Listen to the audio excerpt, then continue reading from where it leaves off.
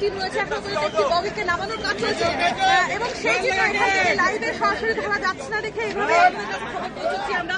ইতিমধ্যে এলাকায় প্রচুর মানুষ জমা হয়েছে। যে ধরনের চিত্র আবারও গা শিউরে ওঠা চিত্র ইতিমধ্যে যেটা দেখা যাচ্ছে যে জুন মাসের যে ঘটনা, গত বছরের জুন মাসে করমণ্ডল এক্সপ্রেসের ঘটনা, সেই ঘটনা কিন্তু আবারও কড়া নাড়ল